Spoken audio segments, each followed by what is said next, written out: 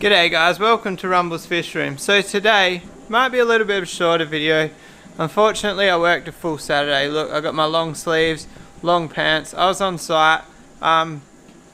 Really interesting place I was working. I probably shouldn't talk about it on YouTube, but government related secret stuff.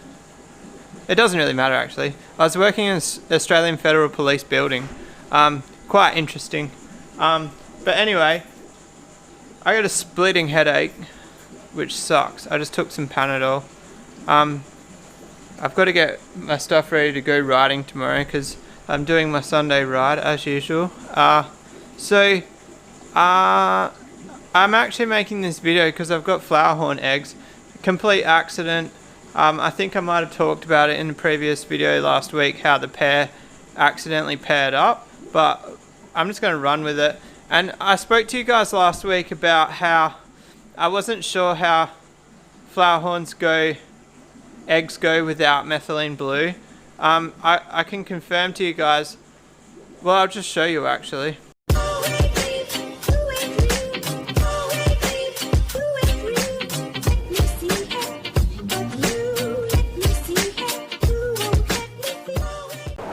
Alright guys, so I found a quicker way to climatize the camera. Just if I hold my hand over the lens for a couple of minutes, it actually warms the lens up.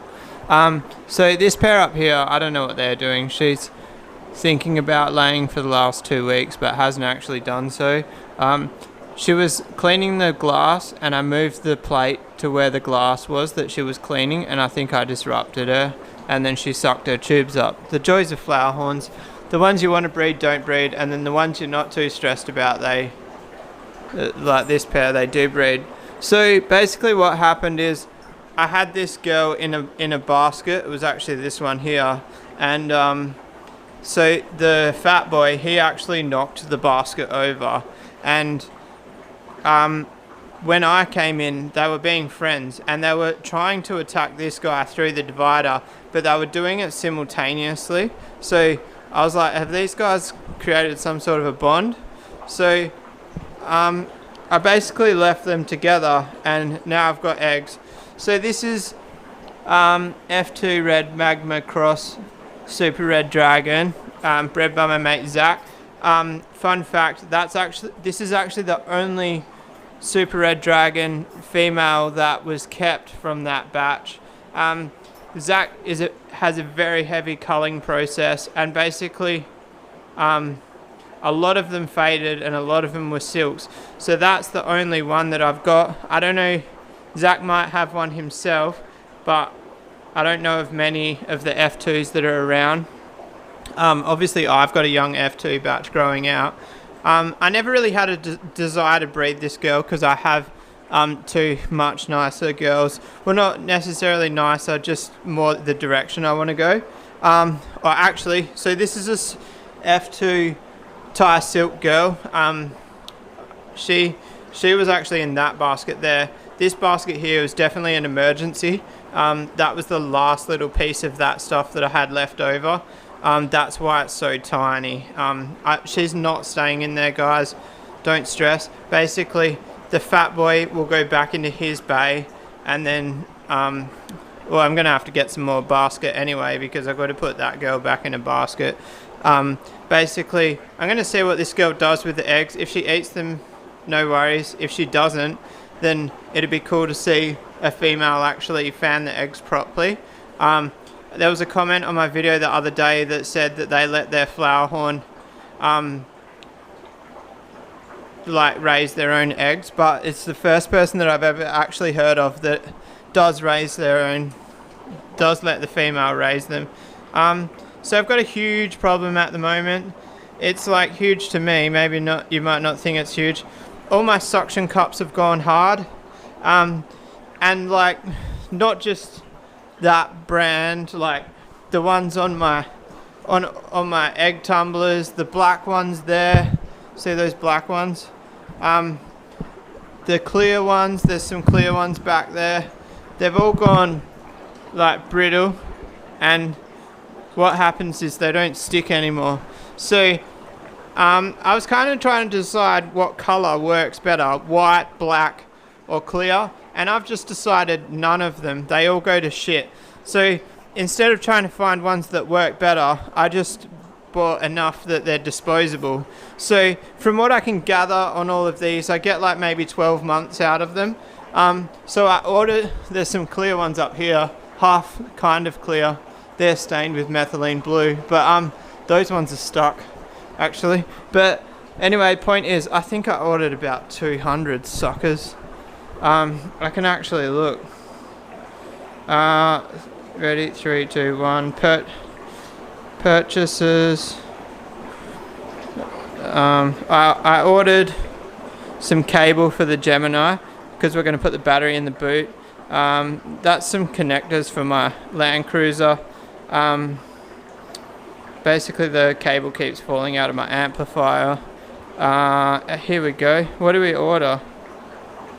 We ordered 3 times 40. So I've ordered 120 suction cups.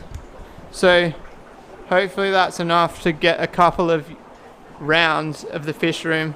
Even if they last me 1 year, that'd be cool. And hopefully it fits all my devices. Alright, so the other thing I said was I wanted to talk about this batch here.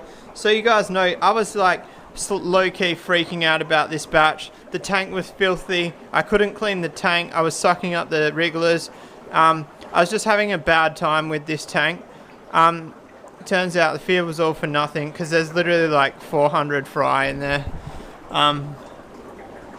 They're everywhere. All the way, or mainly the corners, not in the middle. But anyway, so the point is, the fungus didn't get to them. I was still vacuuming it, but like, I was leaving all the shit at the bottom, but all the fungus bits that were getting bigger, I was sucking them out. I spent probably, in the last 10 days, I've spent probably maybe 5 hours. Oh no, not 5, 3 hours on this tank. Taking the shit out, putting the fry back in, because you suck some of the fry up into the bucket. It has been a pain in the ass. So I probably would never put wrigglers into a tank with an existing filter, because what the problem was here, not only was there the infertile eggs, I stirred up the filter and it put all the debris at the bottom. So like when I took the fish that was in there out, I took one sponge off. So I took one sponge off and made it one, and it just made it an absolute mess of the tank. So next batch, obviously not this one, I had a plate in there, but maybe she decided that was too small. This is actually the first time this girl's laid, so I'm not really expecting anything. Like I said, I was not expecting them to breed at all. I've got my 2 breeder tanks there.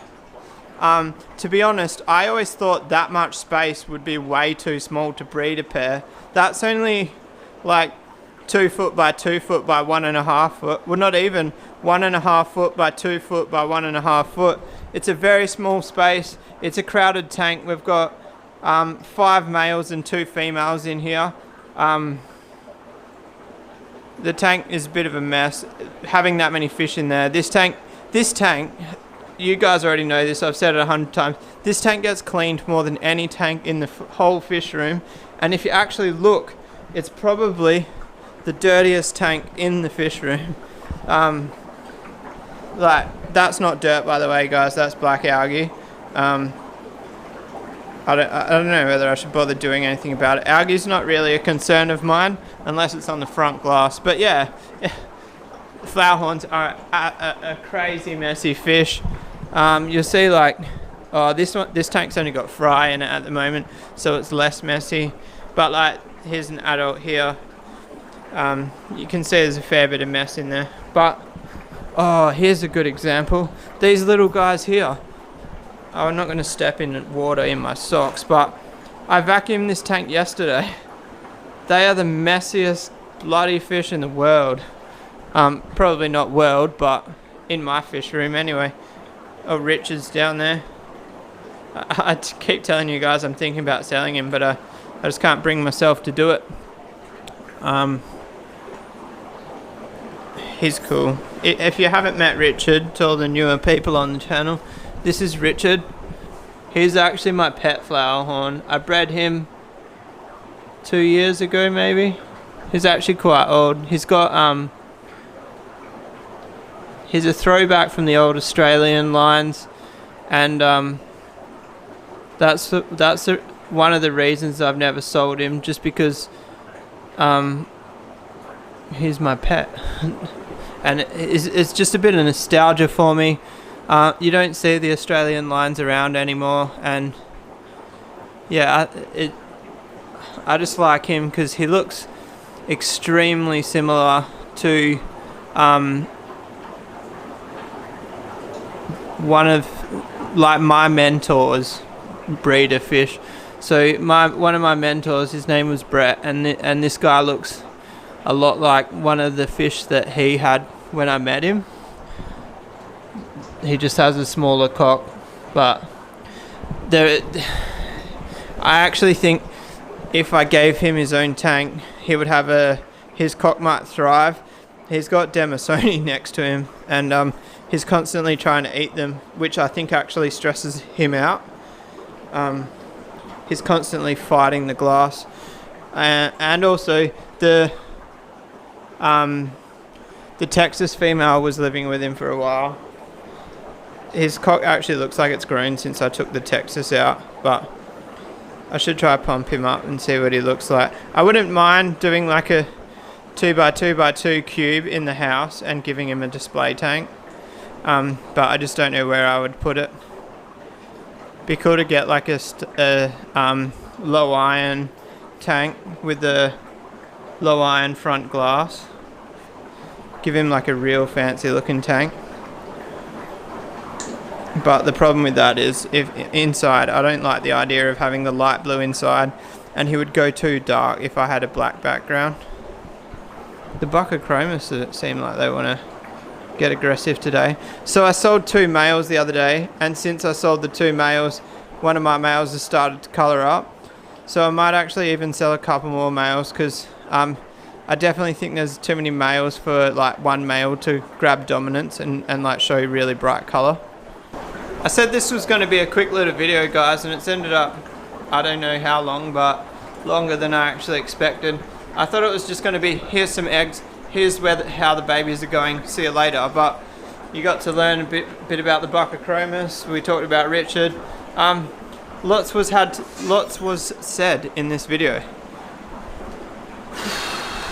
I'm probably going to try have a lay down, I think. I'm shattered. So I've got one question for y'all.